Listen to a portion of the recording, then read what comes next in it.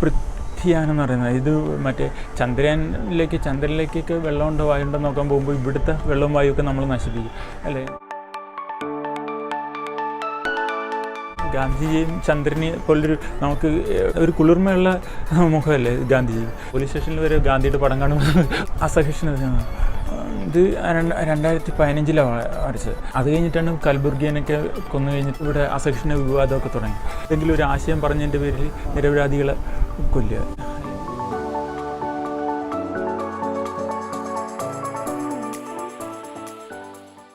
തോരാമഴ പെയ്യുന്നു തീരാത്ത ദുരിതത്തിൽ, തളരുന്നിൻ പ്രിയനാട് കലിതുള്ളി പെരുകി വരും കർക്കിടക പെരുമഴയോ, കനിവില്ലാ തടരുന്നു കഥനക്കടൽ തീർക്കുന്നു.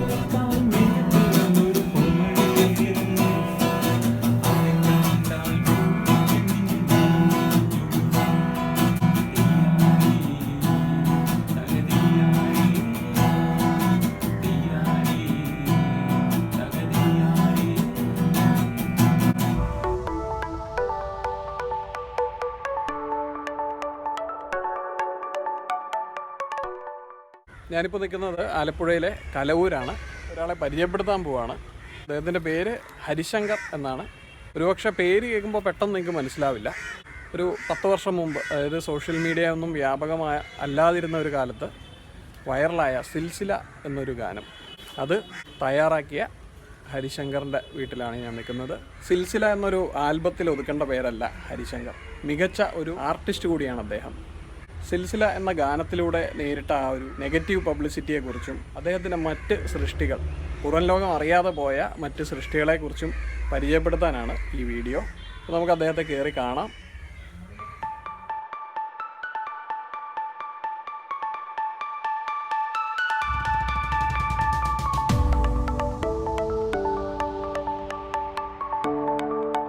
ഹരിശങ്കർ, എന്താ പരിപാടി? തിരക്കാണോ? ഇതൊരു ചെറിയ സ്റ്റുഡിയോ അല്ലേ? ഇവിടെ എന്തൊക്കെ അത്യാവശ്യം മ്യൂസിക് എഡിറ്റിങ്ങിനുള്ള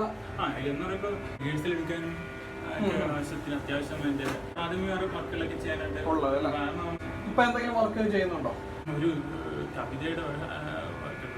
അതുപോലെ പടം വരയ്ക്കുന്നതൊക്കെ എവിടെയാണോ? അവിടെ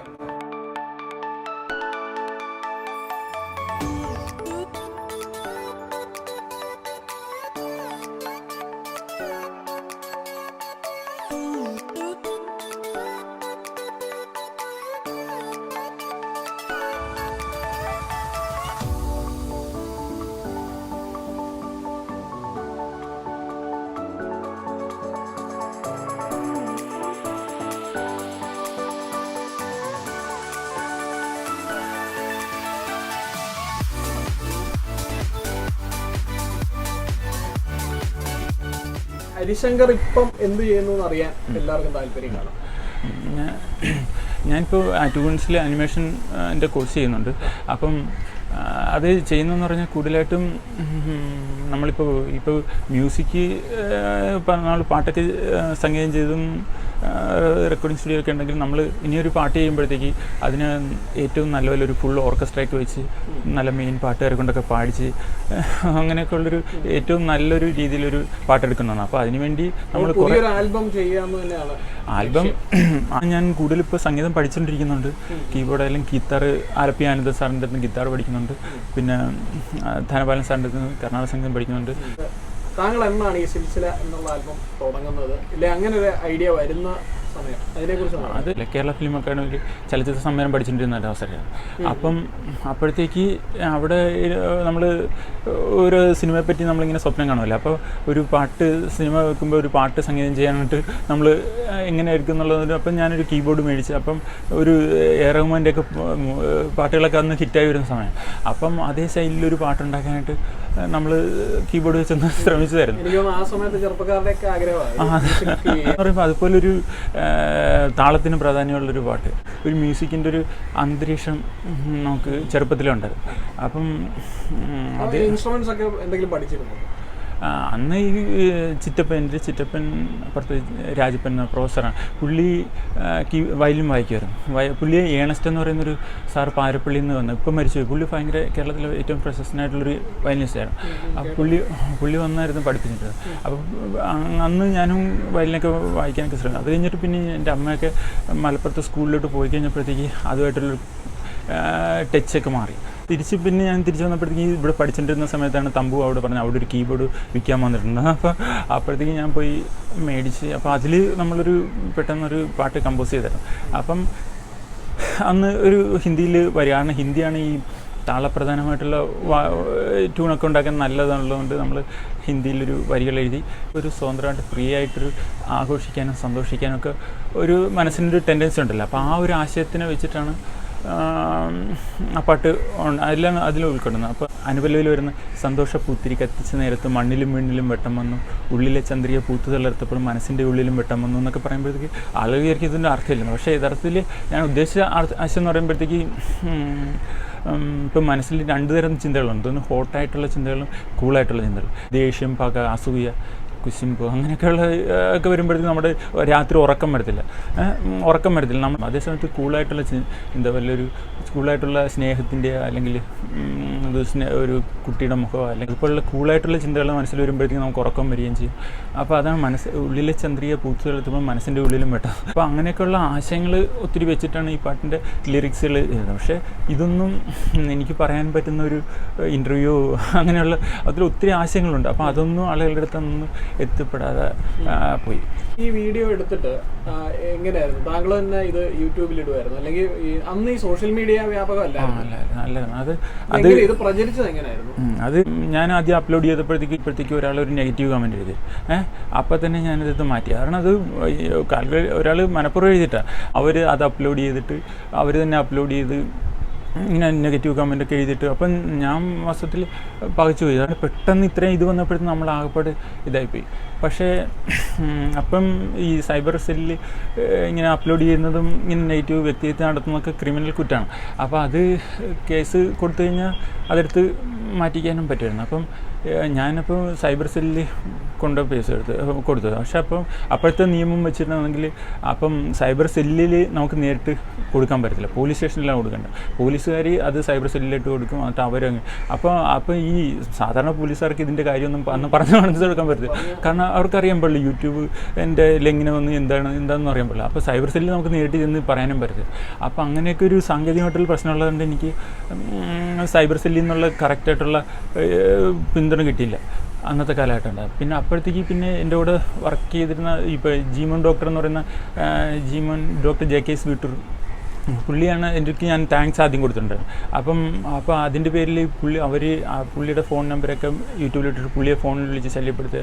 അതുപോലെ എൻ്റെ കൂടെ വർക്ക് ചെയ്തിട്ടുള്ള ക്യാമറമാൻ അതുപോലെ എല്ലാവരും ഫോണിൽ വിളിച്ച് ഭീഷണിപ്പെടുത്തുകയും ഒക്കെ ചെയ്തു. അപ്പോൾ അവരുടെ വിചാരം എന്ന് പറഞ്ഞാൽ ഇവരെല്ലാം കൂടെ എനിക്കെതിരാകും. അപ്പോൾ അവരുടെ ചെല്ല. പക്ഷേ ഞാനൊരു യഥാർത്ഥ കലാകാരനാണെന്നും നമ്മുടെ പുസ്തകങ്ങളൊക്കെ അവർ എൻ്റെ കൂടെ ഉള്ളവരും വായിച്ചിട്ടുണ്ട്, അവരെൻ്റെ പെയിൻറ്റിങ്ങിൽ കണ്ടിട്ടുണ്ട്. അപ്പോൾ അതുകൊണ്ട് അവരെല്ലാം പറഞ്ഞ് ഇതൊന്നും കുഴപ്പമില്ല, ഇവർക്കെല്ലാം എന്നെ അറിയാവുന്നതാണ്, ഇവന്മാർക്കൊന്നും എന്നെ അറിയാൻ പാടില്ല. അവരെല്ലാം പറഞ്ഞ് ഇത് കുഴപ്പമില്ല, നമ്മളേതായാലും നമ്മൾ ഈ പാട്ടിറക്കിയത് ആളുകൾ കാണാൻ വേണ്ടി. അപ്പോൾ ഇവന്മാർ ഈ പ്രശ്നം ഉണ്ടാക്കുന്ന പറഞ്ഞാൽ ആളുകൾ കാണുന്നില്ലേ, അപ്പോൾ കുഴപ്പമില്ലെന്നാണ്. അപ്പോൾ അങ്ങനെ പക്ഷേ ഞാൻ തീരുമാനിച്ചു ഞാൻ ഇതിൽ നിന്ന് 5 പൈസ പോലും പൈസ ഉണ്ടാക്കത്തുമില്ല, ഞാൻ ഇതിൽ നിന്ന് പ്രശസ്തി ഉണ്ടാക്കത്തില്ല. കാരണം ഇതിൻ്റെ പേരിൽ എനിക്ക് എന്തെങ്കിലും അവസരം സിനിമയിൽ കിട്ടുകയാണ് അല്ലെങ്കിൽ ഇവിടെ കിട്ടുക അങ്ങനെ ഒന്നും ഞാൻ സ്വീകരിക്കത്തില്ല. ഇത് കഴിഞ്ഞിട്ട് പിന്നെ ഞാൻ തന്നെ പഠിച്ച് എങ്ങനെ യൂട്യൂബിൽ നിന്ന് ഒരു വീഡിയോ, അപ്പം നമ്മുടെ ഒരു വീഡിയോ വേറെ അടുത്ത് എങ്ങനെ മാറ്റാമെന്ന് ഞാൻ തന്നെ ഗവേഷണം ചെയ്ത് കണ്ടുപിടിച്ച് ഇതിൻ്റെ ഇടയ്ക്ക് ഞാനിതെടുത്ത് മാറ്റാതിരിക്കാൻ വേണ്ടി എൻ്റെ കോപ്പറേറ്റ് ഒരു കമ്പനി മേടിച്ചിട്ട് വരുന്നു, കോഴിക്കോടത്തെ മില്ലേനിയ ഓഡീസ്. അപ്പം അവരുടെ ഇല്ലായിരുന്നു ഒരു വർഷത്തിൽ. അല്ല, ഓഡിയോ ഒന്നും അവർ ഇറക്കില്ല, അവർ ഈ വീഡിയോ യൂട്യൂബിൽ ഇടാൻ വേണ്ടി. അപ്പോൾ അവർക്ക് എന്നെ ഇമ്പ്രൂവ് ചെയ്യണമെന്നല്ല, അവർക്ക് എനിക്ക് പൈസ കിട്ടണമെന്ന എനിക്ക് ഇമ്പ്രൂവ് ചെയ്യണമെന്നല്ല. അപ്പോൾ അത് കാരണം അങ്ങനെ ഒരു ഇതിലായിപ്പോയി. അപ്പോൾ ഒരു വർഷത്തേക്ക് അവരുടെ കയ്യിൽ കോപ്പറേറ്റ് ആയപ്പോൾ എനിക്ക് അതിനെ എടുത്ത് മാറ്റിക്കാനും പറ്റില്ല. പിന്നെ അവസാനം ഞാൻ അവരുടെ അടുത്ത് നിന്ന് കോപ്പറേറ്റ് തിരിച്ച് മേടിച്ച് കഴിഞ്ഞിട്ടാണ് മറ്റ് വീഡിയോകളെല്ലാം എടുത്ത് മാറ്റിച്ച്. അത് കഴിഞ്ഞിട്ട് ഇപ്പോൾ അത് എല്ലാ വിവാദങ്ങളും കഴിഞ്ഞിട്ട് പിന്നെ എൻ്റെ 3 വർഷം 4 വർഷം കഴിഞ്ഞിട്ടാണ് ഞാൻ എൻ്റെ യൂട്യൂബ് ചാനലിൽ ഈ പാട്ടിടുന്നത്. എന്നിട്ടും ഇപ്പോൾ 5 ലക്ഷത്തിലധികം പേര് ആ പാട്ട് കണ്ടിട്ടുണ്ട് എൻ്റെ ചാനലിൽ. അവിടെ യാതൊരു നെഗറ്റീവ് കമൻറ്റുകളോ അന്നത്തെ പോലത്തെ അന്നൊക്കെ സിനിമയിലും TV ചാനലുകളിലൊക്കെ ഇങ്ങനെ നിരന്തരം ആ പാട്ട് വന്നുകൊണ്ടിരുന്ന സമയമായിരുന്നു. അപ്പം അന്നത്തെ ആ വലിയ ബിഗ് പബ്ലിസിറ്റി ഒന്നും ഇല്ലെങ്കിലും എത്രയോ സിനിമകളിൽ ഇപ്പോൾ ജയറാം പിന്നെ കുഞ്ചാക്കോ എല്ലാം കൂടെ സീനിയേഴ്സ്.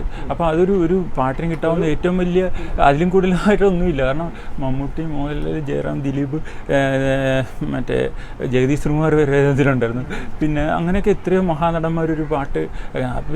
പിന്നെ ഇത് ത്രീ കിങ്സ് എന്ന് പറയുന്ന സിനിമയിൽ ജയസൂര്യ ഇതിൻ്റെ കോമഡി ആയിട്ടുള്ള ഇതുമായിരുന്നു. പക്ഷേ ആ പാട്ട് അതിൻ്റെ പാരഡി അതിൽ കമ്പോസ് ചെയ്തത് ഔസേപ്പ് ബച്ചൻ സാറാണ്. അപ്പോൾ അതെന്ന് പറയുമ്പോൾ നമ്മുടെ ഒരു പാട്ടിൻ്റെ പാരഡി അതിൻ്റെ കോമഡിയായിട്ടൊക്കെ വരുന്നത് മെയിനാണ്. സാധാരണ മെയിൻ സിനിമയിലെ പാട്ടുകൾ സാധാരണക്കാരാണ്. അപ്പോൾ അതൊക്കെ എന്ന് പറയുമ്പോൾ ഭയങ്കര ഒരു പാട്ടിന് കിട്ടാവുന്ന ഏറ്റവും വലിയ അനുഗ്രഹങ്ങളാണ്. അപ്പോൾ ഇവരുടെ ഒന്നും പേര് പറയാൻ പോലും എനിക്ക് ഒക്കത്തില്ല എന്ന് ഞാൻ പറയണം. അപ്പോൾ അതൊരു ആ പാട്ടിന് കിട്ടി. കാരണം അതൊരു ദൈവാനുഗ്രഹം എന്ന് പറയാറുള്ളത്.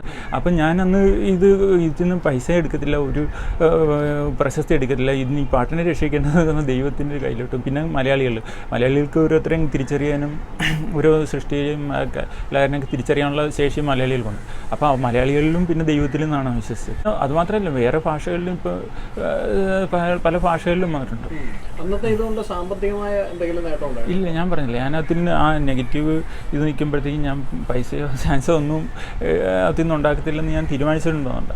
അല്ലെങ്കിൽ എനിക്ക് പൈസയൊക്കെ ഉണ്ടാക്കാനും അത് വെച്ച് ഒത്തിരി ചാൻസുകൾ ഉണ്ടാക്കാനും ഒക്കെ പറ്റുമായിരുന്നു. ആ പാട്ടിൽ ഒത്തിരി നന്മകളുണ്ട്, അതിൽ ഒത്തിരി വിനോദാംശമുണ്ട്, അതിൽ ഒത്തിരി മനസ്സിലാക്കേണ്ടതായിട്ടുള്ള ഒത്തിരി ആശയങ്ങളുണ്ട്.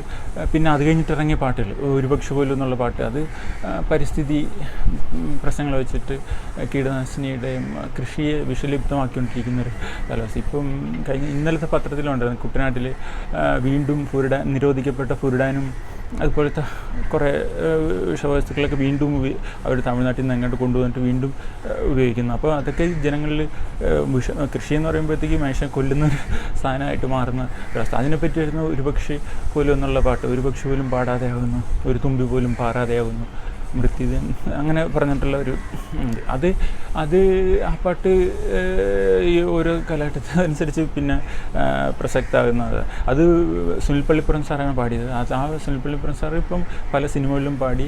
ഇപ്പം സുനിൽ പള്ളി സാറിന് സ്വന്തം ബാൻഡൊക്കെ ഉണ്ട്. പിന്നെ ആ പാട്ട് അത് കഴിഞ്ഞിട്ട് പിന്നെ പുന്നമടക്കായലിൽ എന്ന് പറയുന്ന പാട്ട്, ഈ പുന്നമടക്കായലിലെ എന്ന് പറയുന്ന പാട്ടിൽ അഭിനയിച്ചതിൽ അഭയം കലൂർ എന്ന് പറയുന്ന സംസ്ഥാന അവാർഡ് നേടുന്ന നാടക നടനുണ്ട്. പിന്നെ സജിത്ത് കലൂർ ഇപ്പോൾ കോമഡി ഉത്സവത്തിലൊക്കെ മെയിൻ താരമായിട്ടൊക്കെ ഒത്തിരി പരിപാടികളിൽ വരുന്നുണ്ട്. അതുപോലെ സജീവ് പൊന്നൻ, പിന്നെ അങ്ങനെ ഒത്തിരി കലാകാരന്മാരും കലാകാരികളും അതുപോലെ എൻ്റെ പാട്ടിലെല്ലാം ഇൻസ്ട്രുമെൻറ്റ്സ് വായിച്ചവരെന്ന് പറഞ്ഞാൽ ബിജു ജെ വർഗീസ് എന്ന് പറയുന്നത് കീബോർഡിസ്റ്റ്. പുള്ളി കേരളത്തിലെ ഏറ്റവും മെയിനായിട്ടുള്ളൊരു കീബോർഡിസ്റ്റിൽ ഒന്നാണ്. അതുപോലെ ബിജു ഷംസീൻ എന്ന് പറയുന്ന പുള്ളി കൈരളി TV പട്രുമാൽ പരിപാടിയിൽ ഡ്രംസ് വായിച്ചുകൊണ്ടിരുന്നതാണ്. എല്ലാം ഒത്തിരി സിനിമകളിലും പിന്നെ ഹരിഹരൻ സാറിൻ്റെ ഒക്കെ ട്രൂപ്പിലൊക്കെ വായിക്കുന്നതായിരുന്നു. പിന്നെ ഒരുപക്ഷെ പുന്നമടക്കായലിൽ ബേസ് ഗിത്താർ വായിച്ച ജോസി ജോൺ എന്ന് പറയുന്നത് ജോസി ചേട്ടനും ഒത്തിരി TV പരിപാടിയിലും സിനിമകളിലും എല്ലാം വർക്ക് ചെയ്യുന്നതാണ്. അപ്പോൾ അതുപോലെ ഒത്തിരി വലിയ കലാകാരന്മാർ നമ്മുടെ കൊച്ചു ആൽബങ്ങളിൽ വന്നിട്ടുണ്ട്. നമ്മൾ വലിയ മുതൽ മുടക്കൊന്നും അല്ല എടുത്തിട്ടുള്ളതല്ലെങ്കിലും ഒത്തിരി വലിയ കലാകാരന്മാർ അതിൽ പങ്കെടുത്തിട്ടുള്ളതാണ്. ഇവരെ ഇപ്പം ഞാൻ 4 ആൽബങ്ങളാണ് എന്ന് പറഞ്ഞാൽ 3 ആൽബങ്ങളാണ് മെയിനായിട്ട് ചെയ്തിട്ടുള്ളത്. പിന്നെ അനിമേഷനായിട്ട് 2 സിൽസിലയ്ക്ക് അന്ന് എത്ര മുടക്കുമുതലായിരുന്നു? സിൽസിലേക്ക് ഇതെന്ന് പറഞ്ഞാൽ നമ്മൾ ഒറ്റയടിക്ക് ചെയ്യുന്നതല്ല, അത് തന്നെ ഒരു 5-8 മാസം കൊണ്ടാണ് ചെയ്യുന്നത്. അപ്പോൾ കുറച്ചായിട്ടാണ് അതിൻ്റെ പ്രൊഡക്ഷൻ റെക്കോർഡിങ് തന്നെ ഒരു 3-4-5 മാസം കൊണ്ടാണ് ചെയ്യുന്നത്. ഇന്നത്തെ കാലത്ത് ഇപ്പോൾ ബിജു ജെ വർഗീസ് കീബോർഡ് വായിക്കുന്നത് 500 രൂപയുള്ളായിരുന്നു. ബിജു ഷംസീന് പുള്ളിക്ക് മെയിൻ ഇതാണെങ്കിലും 500 രൂപയുള്ളായിരുന്നു ഡ്രംസ് അതിൻ്റെ റിതം പാട് വായിക്കുന്നത് ഒരു ദിവസം.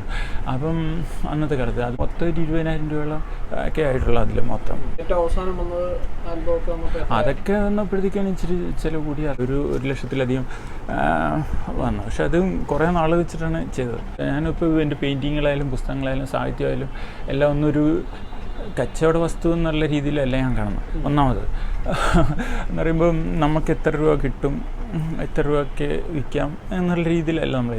നമ്മുടെ ഒരു ഇത് ചെയ്തില്ലെങ്കിലും നമ്മളില്ല എന്ന് പറയുന്നുള്ളൊരു